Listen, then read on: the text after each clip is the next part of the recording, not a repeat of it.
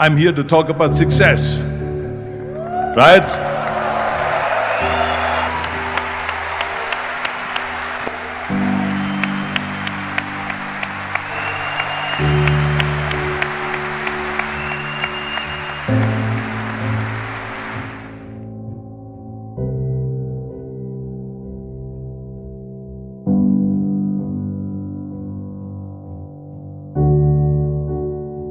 Now let me get right away to the first rule of success. The first rule of success is to have a vision. You see, if you don't have a vision of where you go, and if you don't have a goal where you go, you drift around and you never end up anywhere. It's like you can have the best ship in the world, you can have the best airplane in the world. If the pilot or the captain doesn't know where to go, it would just drift around. It would not end up anywhere, or most likely in the wrong place. So I was very fortunate that I stumbled onto my vision. I mean, as you know, I was born in 1947 in Austria after the Second World War. And I didn't really like Austria when I grew up. I couldn't wait to get out of there. I couldn't see myself becoming a farmer or a worker in a factory or anything like that. Even though my parents wanted me to stay there and have a normal life. My father wanted me to become a police officer like he was. My mother wanted me just to stay there and marry a girl and have a bunch of kids. But that was their vision, not mine. My vision was totally different. I felt that I was born for something special, for something unique, for something big. So I was searching. Then one day I went to school. I remember I was 11 years old, and they showed a documentary about America and all of this stuff, and I said to myself, that's where I want to be. I don't want to be around here with these little farmhouses and these little buildings, and everything is old. I want to be in America. But now the question was just, how do you get to America? In those days, it was a very expensive trip. It's not like today. So again, I was very fortunate that one day after school, I walked by a store in Graz. And it was the only store that really sold kind of American stuff. So I went inside and I looked around and I looked at this stuff, and then I saw a magazine. I saw a bodybuilding magazine that had Reg Park on the cover. Reg Park was then a 3-time Mr. Universe. And I saw him on the big screen as Hercules. And on the cover it said, how Reg Park, Mr. Universe, became the Hercules star. So I looked at the cover and I said to myself, I got to get this magazine. So I bought the magazine, I took it home and I read it over and over from the front page to the back. It had everything in there, how he trained, how he was working out in Leeds, England, in a factory town, how he worked out every day for 3-4 hours and became the strongest man of Europe, and how he won Mr. Europe, Mr. Great Britain, and then eventually Mr. Universe. And how he won the second Mr. Universe and the third Mr. Universe, and how he was discovered to play the starring role in Hercules. I read that and I said to myself, wow, this is the blueprint for my life. This is exactly what I want to do. I want to become a bodybuilding champion just like Reg Park. I want to get into movies just like Reg Park. And I want to make millions of dollars and be rich and famous just like Reg Park. Do you know how great it felt that I knew where I was going? Imagine the majority of people don't know where they're going. I knew where I was going. So it was just a question of how do you do it? I was so relieved. Because when you have a goal, when you have a vision, everything becomes easy. So I knew where to go. So people always ask me, when they saw me in the gym in the pumping iron days, they said, why is it that you're working out so hard? 5 hours a day, 6 hours a day, and you have always a smile on your face. The others are working out just as hard as you do, and they look sour in the face. Why is that? And I told people all the time, I said, because to me, I'm shooting for a goal. In front of me is the Mr. Universe title. So every rep that I do gets me closer to accomplishing that goal, to make this goal, this vision turn into reality. With the age of 20, I went to London and I won the Mr. Universe contest as the youngest Mr. Universe ever. And it was because I had a goal. And this is no different than anything else, what I'm talking about. This is not just about bodybuilding. It was the same in acting. And the same thing is also in politics. I remember that in politics, I had a very clear vision that I will be the leader of California. That's as far as I could go because I was not born in America, so I could not run for president. So being the governor of the 5th largest state was for me really the ultimate title, the ultimate accomplishment in politics. So even though people came up to me and says, why don't you go and run for something smaller, you're never gonna make it. I ran for governor and then 2 months later I became governor of the state of California. Again, because I had a very clear vision what I'm gonna do with California. So let me tell you something, visualizing your goal and going after it makes it fun. You got to have a purpose no matter what you do in life. You got to have a purpose. So that's rule number 1, have a vision.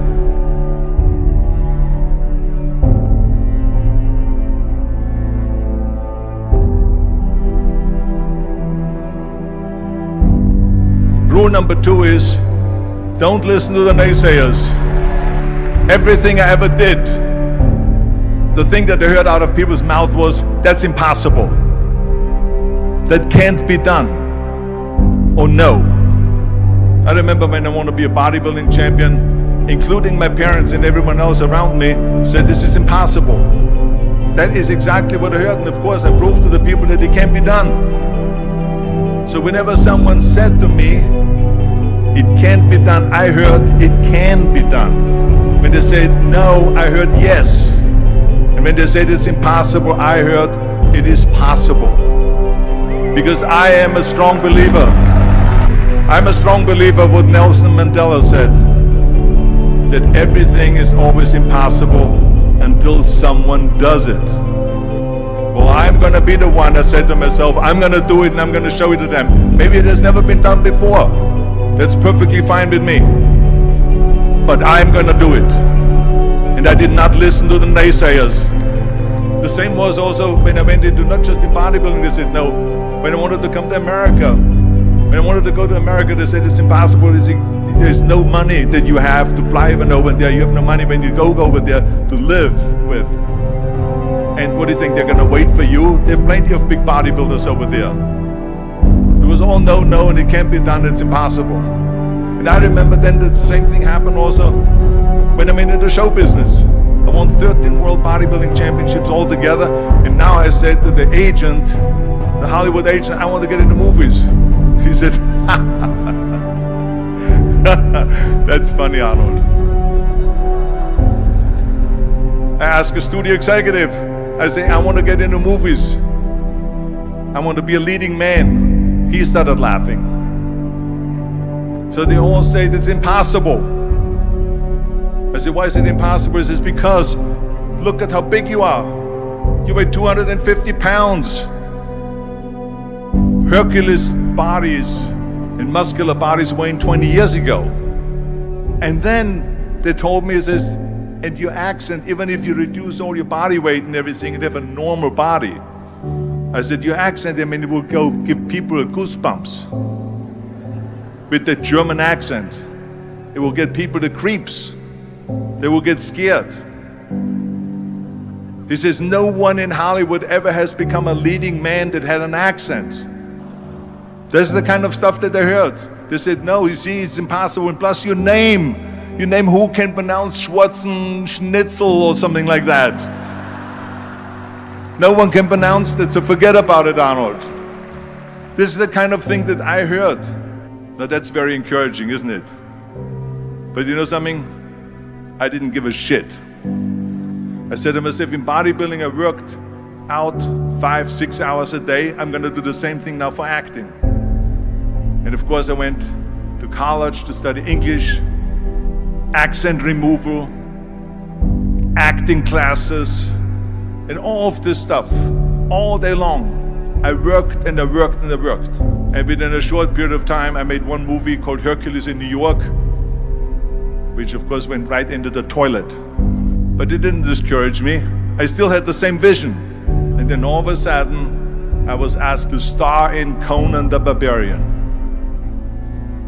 And after I did Conan the Barbarian, the director at the press conference said to the press, he said to the press, if we wouldn't have had Arnold, we would have had to build one.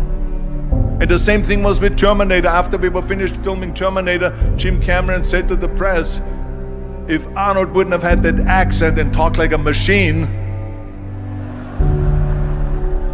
I think the movie wouldn't have worked. So think about that.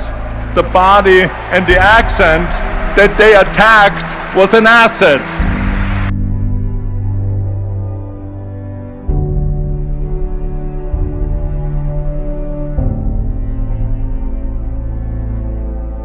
And the next thing, the third point that I'm going to make to you is work your ass off. There is no magic pill. There is no magic out there. You cannot get around. You have to work and work and work. And it drives me crazy when people say they don't have enough time to go to the gym for 45 minutes a day and work out. Or to do something for 45 minutes to an hour a day to improve. If it is physically improve or if it is mentally to improve. Imagine you read 1 hour a day about history. How much you will learn after 365 hours in 1 year. Imagine if you will work on the business, on some business that you want to develop every day for an hour. Imagine how further along you will go and get. So it drives me nuts because when people say we don't have the time, we have 24 hours a day. We sleep 6 hours a day, so that gives you still 18 hours. And there's someone shaking their head out here in front. They say probably, I don't sleep 6 hours, I sleep 8 hours, right? Or just sleep faster. So we have 18 hours a day. The average person works around 8 to 10 hours. So let's assume it's 10 hours, so we have 8 hours left. Then you travel around an hour a day, maybe 2 hours a day. So now you have still 6 hours left. What do we do with the 6 hours? Then we eat a little bit, then we schmooze a little bit, talk a little bit to people and all that stuff. But you can see how much time there is available if you organize your day. So you got to work hard. I mean, let me tell you something. When I went to America, I went to college. I went and worked out 5 hours a day. And I was working on construction. Because in those days in bodybuilding, there was no money. I didn't have the money for food supplements or anything. So I had to go to work. So I worked on construction. I went to college. I worked out in the gym. And at night, from 8 o'clock at night to 12 midnight, I went to acting class 4 times a week. So I did all of that. There was not one single minute that I wasted. I became very friendly with Muhammad Ali in the 70s. And Muhammad Ali worked his butt off. And I saw it firsthand. And I remember that there was a sports writer that was there in the gym when he was working out and he was doing sit-ups. And they asked him, how many sit-ups do you do? And he said, I don't start counting until it hurts. Now think about that. He doesn't start counting his sit-ups until he feels pain. That's when he starts counting. That is working hard. And so you can't get around the hard work. It doesn't matter who it is.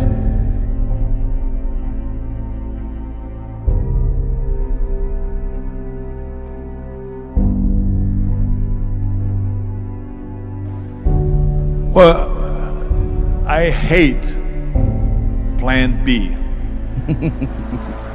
But when you start doubting yourself, that's very dangerous. Because now what you're basically saying is that if my plan doesn't work, I have a fallback plan, I have a plan B.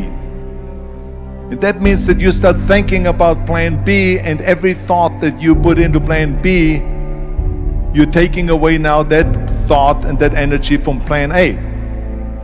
And it's very important to understand that we function better if there is no safety net. I'm telling you, I've never ever had a plan B. I made a full commitment that I'm gonna go and be a bodybuilding champion. I made a full commitment that I'm gonna be in America. I made a full commitment that I'm gonna get into show business and I'm going to be a leading man. No matter what it takes, I will do the work. I will do the work over and over and over until I get it. And the reason, one of the main reasons why people want to have a plan B is because they are worried about failing. What is if I fail, then I don't have anything else?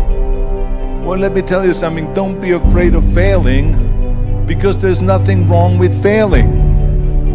You have to fail in order to climb that ladder.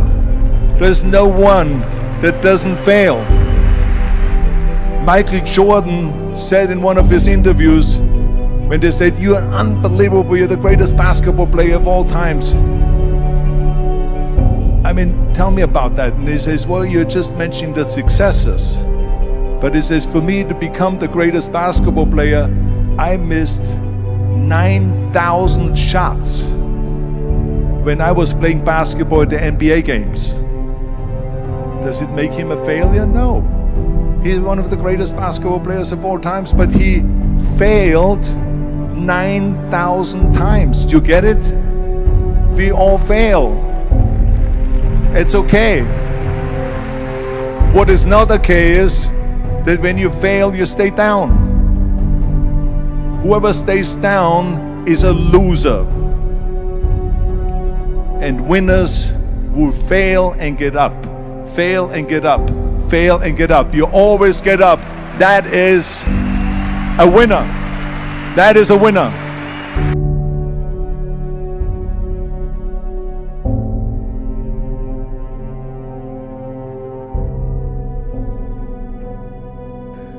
This is one of my 6 rules to success. You can only feel complete as a person if you think about what can you do for your fellow member around you that maybe needs help. I was an immigrant going to America, and I saw how America was the most generous country in the world. I mean, they opened up their arms to me, they helped me, they invited me for Thanksgiving dinner, the people. They brought me, the bodybuilders in the gym brought me plates to my apartment because I had no plates, I had no silverware, I had no bedware, I had no pillows, I had no blanket, I had no TV, I had no radio, I had nothing. They brought it to my apartment. And I said to myself, as an immigrant that is being embraced with open arms, that I need to go and make sure that I give something back. And this is when I started feeling obligated, and I said to myself, so what can I do? I'm a bodybuilder, what can I do? Well, then I realized when I saw Special Olympics that I can help and train Special Olympians. And so we started getting involved in Special Olympics, and in no time I proposed to them to start powerlifting in Special Olympics. And it became the #1 sports in Special Olympics, powerlifting. They always have a packed hall of 5,000 people. And I became the national trainer and the international trainer of Special Olympics. And I tell you, I felt so good. I felt better than winning a bodybuilding competition, going to one of their competitions and seeing 100 of those athletes from all over the world competing in powerlifting and being happy and being included and being felt that they're equal to all of us. It was the most unbelievable feeling, and this is why I got so excited about it that then after that I started, going around to military bases in America and training our military personnel. Because in those days, bodybuilding and weight training wasn't popular. Now it is. Now when you go to Iraq, to Baghdad or somewhere like that, you see the American soldiers train. They have the biggest facilities. It's like this dome here. This is how big the training facilities are now. So I went from military base to train the soldiers and the sailors, the airmen and all of them. The more I got into that, the more I realized how good it feels to give something back. And that's when my idea came about after-school programs, because after school, when I traveled to all the schools to train students, I saw there was a huge gathering of students after the school was over outside the school. And I asked the school principal, what are all the students doing? He said to me, Arnold, you have to understand that 70% of the kids in our schools, they come from parents where 70% of the parents are both working. So therefore there's no one there picking them up.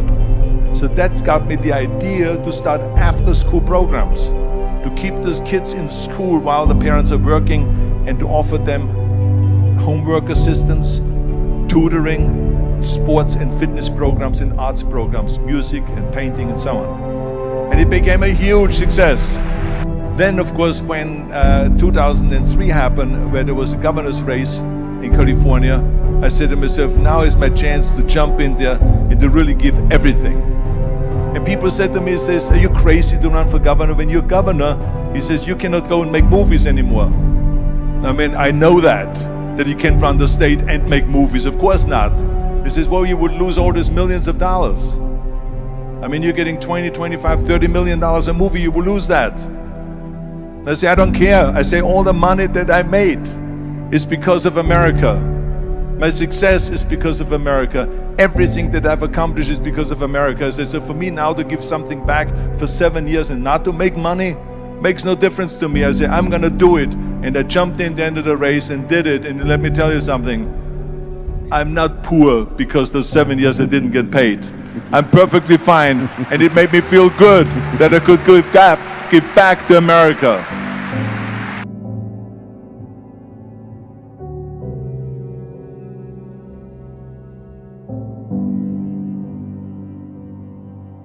Well, I think that every day we are benefiting from someone helping us. That's why I said earlier, there's no such thing as a self-made man. I mean, when you think about it, you're born and you need your parents to raise you. You need your teachers to teach you. You need your coaches to do sports. And so when I think about back of the people that helped me, I remember that everything I did always needed help. Think about it when someone says, Arnold, you're the greatest self-made man. I said, you can call me anything you want, but don't ever call me self-made man. I said, because I did not get to that point by myself. I mean, think about just to be successful in the movies. The only one that makes you successful in the movie is the people that go to see the movie. So how can you say to you're self-made man when you need millions and millions and millions of people all over the world to go and see your movie? So people, then the press looks at it and says, this guy is a big box office success. It's the people, it's you.